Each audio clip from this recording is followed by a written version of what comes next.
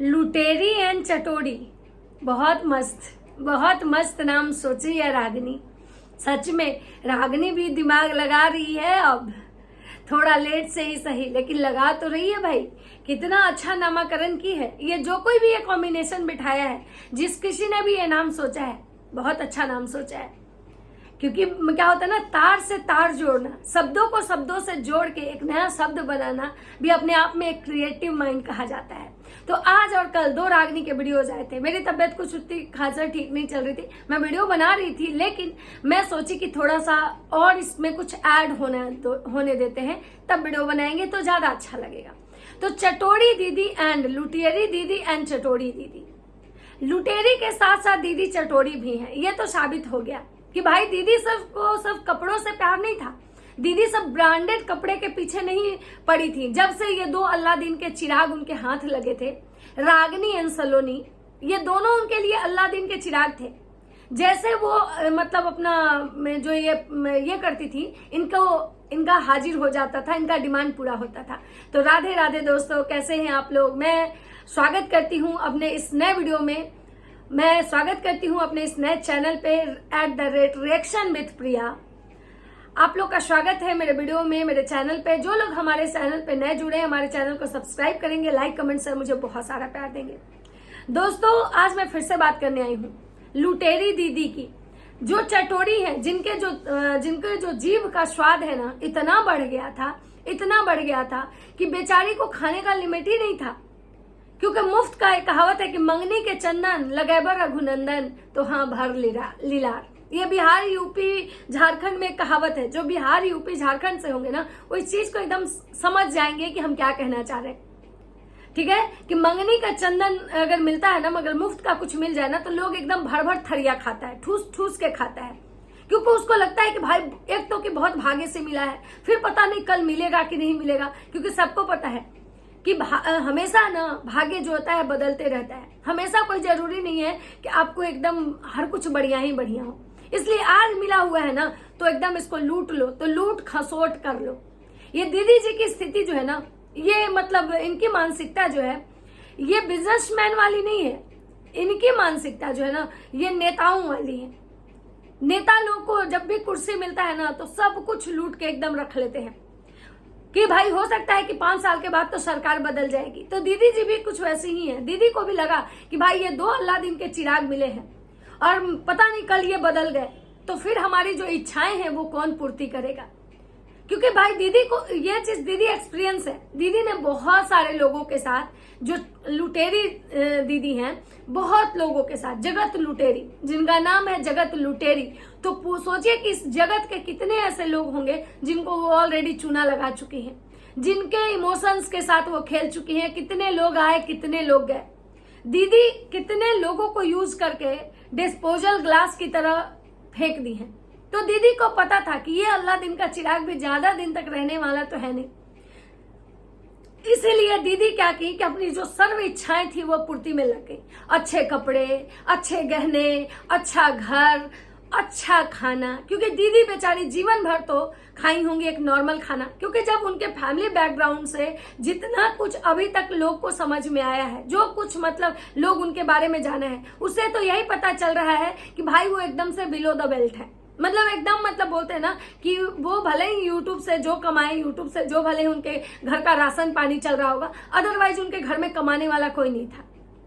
ना ही तो उनका कोई सोर्स ऑफ इनकम था, ना ही तो कोई इनका ऐसा बैकग्राउंड था, ना ही तो कोई ऐसी प्रॉपर्टी थी। और रही बात बिलौटे जीजाजी की, तो बिलौटे जीजाजी भी उस समय जीवन में थे नहीं। तो आखिर ये इनके घर के हालात, इनका जीवन कैसे चला होगा, ये क्या करती होंगी, कैसे करती होंगी, ये सारी चीजें जो है सोशल मीडिया पे आ चुकी हैं। भले ही दीदी गायब हो चुकी हैं, लेकिन दीदी की जो चीजें हैं ना, वो खुल के बाहर आ रही है, खुल के बाहर आ रही है। और दीदी जी के बारे में एक नया चीज सुनने को मिला है कि दीदी जो है ना, और फेसबुक पे जाके गंध मचा रही है। फेसबुक पे जाके लोगों को बददुआएं दे रही हैं, गाली दे रही हैं। मुझे एक चीज समझ में नहीं आ रहा है कि अगर आप इतनी सच्ची हो, तो आप हर एक प्लेटफॉर्म पे जाके सफाई काहे दे रही हो। अगर आपका लड़ाई जो चल रहा है, जो रागनी से, सलोनी से, जो भी लड़ाई आपका है, यूट्यूब से स्टार्ट हुआ है, ना कि फेसबुक से। आपको रागनी सलोनी मिली है यूट्यूब पे। ना कि वो फेसबुक पे मिली है। तो मुझे लगता है कि दीदी जी आपको अपना जो बात है वो फेसबुक पे रखना, सॉरी यूट्यूब पे रखना चाहिए। अगर आप बददुआ दे रही हैं, अगर आप सलोनी के बारे में गलत बोल रही हैं, तो अगर है हिम्मत तो आप अपना यूट्यूब पे आके बोलिए ना। अगर आप में सच में हिम्मत है, सच में आप जेन्युइन है, सच में सही है, आपने कोई गलती नहीं करी, तो मुझे लगता है कि आपको यहाँ पे आके फाइट करना चाहिए था। क्योंकि डरते तो वो लोग हैं ना जो गलत करते हैं। जो अगर सच में गलत नहीं किया है उसको डरने की जरूरत नहीं होती है, वो फाइट करता है। और अगर सच में आप में लड़ने की क्षमता नहीं है, आप फाइट नहीं कर सकती हो, तो आपको सरेंडर करना चाहिए था कि आपसे गलती हुई, आप इस चीज को भी एक्सेप्ट करती तो शायद लोगों को अच्छा लगता। लेकिन वही है ना कि कहावत है ना कि जी फटे तो फटे, रईसी ना घटे। आपका वही वाला हाल है कि जोर जाए तो जाए लेकिन ऐठन नहीं जाए। सब कुछ खत्म हो गया, कुछ नहीं बचा हुआ है आपके पास। आपको क्या लगता है कि सोशल मीडिया से लूट खसोट करके आप पैसा कमा के बहुत रख लिए हैं तो आपका जिंदगी बहुत सुकून से चलेगा? आप दूसरे को बद्दुआ दे रही है, याद रखिएगा। दूसरा निर्दोष है तो वो बद्दुआ लौट के आपके दरवाजे ही आएगा, वो बद्दुआ लौट के आपके दरवाजे ही आएगा। और कर्मा किसी को नहीं छोड़ता है। उस समय भगवान भी किसी को नहीं बचाते हैं जब उसका कर्म उससे हिसाब लेने आता है, क्योंकि भगवान का भी जब कर्म हिसाब उनसे लेने आया था ना, तो भगवान को भी अपना कर्म भोगना पड़ा था। और आप तो इतनी बड़ी ज्ञानी हैं, आपसे कुछ भी दुनिया का ज्ञान छुपा हुआ नहीं है। तो आप जो सलोनी को बद्दुआ दे रही हैं, सलोनी को जो टारगेट कर रही है ना, मुझे लग रहा है ना कि आप अपने और पाप कर्मों को बढ़ा रही हैं। आप जो है ना अपने लिए खुद ही गड्ढा खन रही है, खुद ही आप एक दिन इस गड्ढे में ऐसे गिर जाएंगी कि कोई आपको बचाने वाला नहीं होगा। और रही बात की भाई पैसा, जब इज्जत चला गया तो पैसे का क्या कीजिएगा? कल के डेट में जब आपकी बेटी बड़ी होगी ना, तो ये समाज, ये सोसाइटी, ये समाज आपकी बेटी को भी चोरनी के बेटी के नाम से जानेगा। बोलेगा कि देख देख वही जा रही लुटेरी की बेटी जो सोशल मीडिया पे लूट खसोट मचा के रखी थी। जो आज आपकी बेटी को लोग इतना प्यार दे रहा है कि भाई छोटी बच्ची है, बच्चे का कोई दोष नहीं है, वही इंसान, वही समाज कल आपकी बेटी को चोरनी की बेटी बुलाएगा। बोलेगा कि वही है लुटनी, जो लुटती थी ना लोग को, उसी की बेटी जा रही है। और उस दिन शायद आपको एहसास होगा कि हम कितना बड़ा गलती किए थे। हम अपनी बेटी के लिए क्या उसको हम भविष्य दिए हैं, क्या रखे थे हम अपनी बेटी के लिए। पैसा कमा के रखने से नहीं होता है। पैसा कमा के अगर आपको लग रहा है कि भाई मतलब हम इतना छीन के रख लिए, 10 गो बेडशीट रख लिए, 10 गो कंबल, 10 गो निहाली, 10 गो रजाई या 10 गो कूलर, तो इससे जीवन चला जाएगा, तो आप गलत सोच रही हैं। ये छीना हुआ चीज कभी भी टिकता नहीं है। एक बात, पैसा हो या सामान हो, ये जो छीन छपेट के किसी से लेते हैं ना, वो टिकता नहीं है, वो जल्दी खत्म हो जाता है। एक दिन आपके घर में शॉर्ट सर्किट होगा और सारा कूलर जल जाएगा, सारा जो है ना ये जो आप छीन के चिमनी लगवाई है सब खत्म हो जाएगा। एक दिन अपने आपके जीवन में इतना बड़ा दुख आएगा कि शायद वो सारी चीजें आपके लिए वैल्यूलेस लगेगी, आपको उससे प्यार ही नहीं होगा। सामान से नहीं, इंसान का जो होता है ना, इंसान को सुकून अंदर से, और कहीं ना कहीं आपका जो सुकून है वो खत्म हो गया। तो मैं तो यही कहूंगी कि एक तो आपने चोरी करी, ऊपर से सीना जोड़ी। अगर आज भी आप रुकने का नाम नहीं ले रही, आज भी अगर सलोनी को आप बदुआ दे रही हैं, तो मुझे लग रहा है कि सलोनी का हाय तो आपको क्या, आपके पूरे खानदान को बर्बाद कर देगा। सलोनी का रोया हुआ आंसू मुझे लगता है कि आपके पूरे खानदान को बर्बाद कर देगा। ना तो आपके जीवन में कभी खुशियां आई और ना ही कभी आएगी। और हर वो इंसान जो सलोनी का जो खाया होगा ना, वो सब उसको ना, कहावत है ना कि हड़ के खाओगे तो पढ़ के देना पड़ेगा। और आपको कहावत बहुत आता होगा, हमको पता है, क्योंकि आप ज्यादा पढ़ी लिखी नहीं है। मुझे अभी पता है कि आप कितनी पढ़ी लिखी हैं, क्या आपके पास नॉलेज है, क्या आपका बैकग्राउंड है, सब, क्योंकि आपने अपने जीवन को सोशल मीडिया पे एकदम खुली किताब की तरह रख दी है। तो ये सबको पता है कि आपके पास कितना नॉलेज है। तो आप जितना जो ले रही हैं, और रही बात कि भाई इतना पिज्जा, इतना बर्गर, इतना सारा जो चीज है, मतलब क्या जीवन में कभी नहीं खाई थी कि हर दूसरे दिन पे आप मतलब यही मंगवाती थी? और सबसे बड़ी बात है कि हमको तो पता है कि जो ब्रह्म कुमारी में ज्वाइन करके रहते हैं वो तो लहसुन प्याज तक नहीं खाते हैं। लेकिन आप कौन सा ब्रह्म कुमारी ज्वाइन कर ली थी जहां पे मतलब पिज्जा और चीज और बर्गर और सब मतलब ये सारा चीज खाते हैं लोग? थोड़ा भाई हमको अगर किसी को पता होगा कि कौन सा ब्रह्म कुमारी में मतलब लहसुन प्याज खाया जाता है, मुझे थोड़ा आप लोग बताइएगा, क्योंकि हमको भाई नहीं पता है। हम यही सुने हैं कि चाहे आप ये मतलब इस्कॉन ज्वाइन करो या फिर आप ब्रह्म कुमारी ज्वाइन करो, आपको लहसुन प्याज नहीं खाना है। और रही बात कि जो ब्रह्म कुमारी ज्वाइन करते हैं, जो रियल में ब्रह्म कुमारी के जो होते हैं, वो तो सुबह 4 बजे जगती हैं, उनका एक अलग रूल होता है, उनके जो कपड़े लत्ते जो भी होते हैं ना, बिल्कुल अलग होते हैं। लेकिन दीदी जी शायद सर्वभोगी हैं। ये सर्वभोगी है, जैसे सर्वगुण संपन्न है वैसे ये सर्वभोगी है। क्योंकि एक दिन जब ये अपने मतलब इसमें गई थी ब्रह्म कुमारी के इसमें क्या बोलते हैं जो सेंटर होता है, वहां से ही निकल रही थी तो किसी प्रसाद के रूप में ये समोसा दे रही थी रिक्शा वाले को। अब मुझे समझ में नहीं आया कि वो समोसा जो था लहसुन प्याज वाला था कि बिना लहसुन प्याज वाला था। मतलब इनकी इच्छाएं इतनी बड़ी बड़ी थी, इतनी बड़ी बड़ी, मतलब ब्रांडेड कपड़े के साथ साथ ये जब से रईस बनी थी, जब से ये अमीरों वाली इनको फीलिंग्स आने लगी थी, जब से ये थोड़ा थोड़ा अपने आप को अमीर समझने लगती, इनके खाने का मतलब रहन सहन के साथ साथ इनका खान पान भी अमीर वाला हो गया था। पिज्जा बर्गर से नीचे कुछ नहीं खाती थी। मुझे समझ में नहीं आता था कि जब ये पिज्जा बर्गर इतना इतना 2000 4000 इतना का सब कुछ खाती थी तो आखिर ये दाल चावल किसके लिए मंगवाती थी? वो भी ग्रोसरी का भी सामान आता था। तो भाई मुझे एक चीज समझ में नहीं आया इनकी मतलब मेंटालिटी को देके, इनके चीजों को देके कि मतलब ये इनको क्या लग रहा था भाई। कोई इंसान किसी से कुछ मांगता है, हेल्प मांगता है, या कोई इंसान अगर किसी को देता है तो मुझे लगता है कि मांगने वाले का भी एक सीमा होता है, देने वाले का भी एक सीमा होता है। लेकिन यहाँ तो कुछ भी नहीं था। यहाँ तो मतलब ऐसे लग रहा था ना कि जैसे क्या बोले, लूट हो रही है, लूट लो जितना लूटना है, फिर ये ऑफर खत्म हो जाएगा। मतलब महा सेल लगा हुआ था, सेल नहीं महा सेल लगा हुआ था कि भाई जितना लूटना है लूट लो।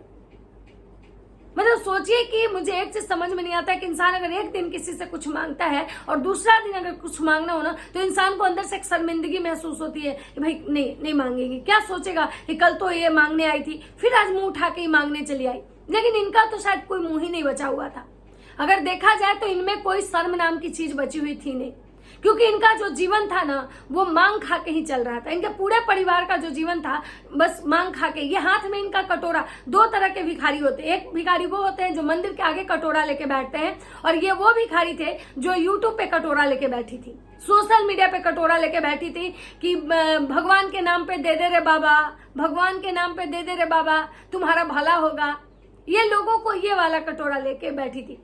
हमारे हेलो गाइस, तो हमारे जितने बड़े को प्रणाम और छोटे को आशीर्वाद, ठीक है। और हम कटोरा लेके बैठे हुए हैं, आप लोग को जो जो लगे अपने अपने स्वेच्छा से इस कटोरा में डालते जाइए, क्योंकि हम जो है ना, हम लोग मतलब बेहतर मतलब क्या ही बोल सकते हैं, बहुत नीच टाइप के लोग हैं और हमें मांगने में कोई शर्म नहीं आ रही है। हम क्योंकि देखिए जब एक बार कोई इंसान हाथ में कटोरा ले लेता है ना, जो जिसको भीख मांगने की आदत होती है ना, वो उसको भीख मांगने में शर्म नहीं आती है। कहते हैं ना कि जीवन में कोई भी काम जब आप करोगे स्टार्टिंग में आपको हेजिटेशन होगी, लेकिन जब उसी काम को आप कंटिन्यू करोगे ना तो वो काम आपका पैशन बन जाता है। तो वही चीज शायद इनके साथ हुआ। ये बचपन में इनको कौन कटोरा पकड़ाया ये जानने की सबसे ज्यादा जरूरत है, क्योंकि हम बोलते हैं कि हम वही सीखते हैं जो हमें हमारे घर से सिखाया जाता है। हमारे माँ बाप हमें शिक्षा देते हैं, जो चीजें हमें बचपन में सिखाई जाती है ना, वही उसी धारे पे हम अपना पूरा जीवन निकाल देते हैं। हाँ, थोड़ा बहुत इधर उधर हो सकता है क्योंकि समय के साथ इंसान बदलता है। लेकिन मुझे एक मतलब समझ में नहीं आया कि दोनों के दोनों बहन जो हैं, इस तरह के जो ब्रांडेड भिखारी, आखिर इनको इतनी अच्छी ट्रेनिंग कहाँ से मिली।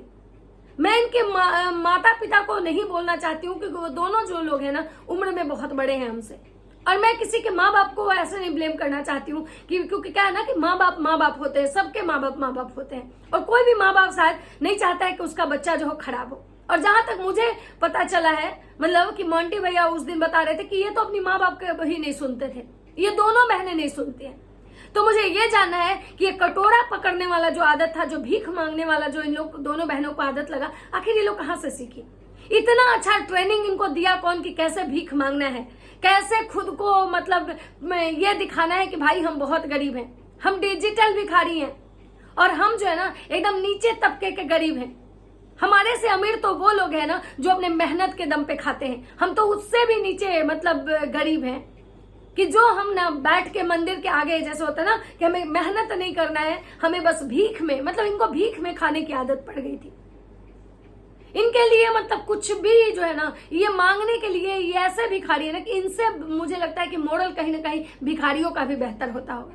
मतलब इनके मांगने की कोई सीमा ही नहीं थी। इन्होंने क्या ऐसा नहीं है जो ये नहीं मांगी, क्या ऐसा दुनिया में है जो ये मांग के नहीं, मतलब ना मांग के खाई, ना मांग के पहनी, मतलब हर एक चीज मांगी है। इनके मांगने का अगर हम लिस्ट देखते हैं ना तो मुझे तो लगता है ना कि जैसे चक्कर खा जाएंगे हम, कि भाई कोई इतना अपने फैमिली मेंबर में भी नहीं मांगता होगा। हम जब किसी से एक दिन कुछ मांगते हैं ना, अपने कितना भी क्लोज का रिश्ता हो, माँ बाप से भी मांगना हो, पति से भी मांगना हो, किसी से भी मांगना हो, अगर आप आज मांग रहे हो ना तो कल आपको लगेगा ना कि मांगेंगे वक्त छोड़ो, नहीं रहने दो। मतलब आदमी कहता है कि नहीं मांगना है, लेकिन सोचिए कि ये मतलब इतना मतलब ये गिरी हुई हैं, मतलब क्या बोले, ये औरत के नाम पे सच में कलंक है ये। मतलब और इनकी बहन भाई, उसकी तो शादी भी अभी होनी बाकी है। वो तो जिस घर में जाएगी, वो घर वाले अगर सोशल मीडिया पे होंगे या गलती से अगर इन बहनों का कारनामा देख लिए तो मुझे तो लगता है कि वो जिस दिन जाएगी ना, सेकेंड डे उसके वापसी का टिकट बनवा देंगे वो लोग, और समझ जाएंगे कि भाई कितनी बड़ी लुटेरी जो है ना। लेकिन हाँ, एक बात याद रखिएगा, कर्मा लौट के आता है। ऐसा ना हो कि लुटेरी को लुटेरा मिल जाए और इन्हीं को एक दिन लूट के चला जाए, ये भी होता है। शेर को शवा शेर हमेशा मिलते हैं, तो याद रखिएगा, कर्मा लौट के आता है। तो ऐसा ना हो ना कि कोई एक समय ऐसा भी आए कि इनका जो भी बनाई है ना, जो लूट लूट के जो महल बनाई है, कोई वही लूट के चला जाए, और उस दिन इनको शायद एहसास होगा। ये बद्दुआ नहीं है। अगर किसी को ये लगता है कि मैं इनको बद्दुआ दे रही हूँ, तो ना, मैं कौन होती हूँ बद्दुआ देने वाली, या मैं कौन होती हूँ किसी को गलत बोलने वाली। मैं वो बता रही हूँ जो मैंने सोशल मीडिया पे देखा है, और मैं वो बता रही हूँ जो ऐसा होता है, कर्मा लौट के आता है, और ये दीदी जी से बेहतर किसी को नहीं पता होगा। तो चलिए दोस्तों, मिलते हैं नेक्स्ट वीडियो में। अगर वीडियो अच्छी लगती है तो लाइक कमेंट शेयर जरूर कीजिएगा। तब तक सबको बाय बाय।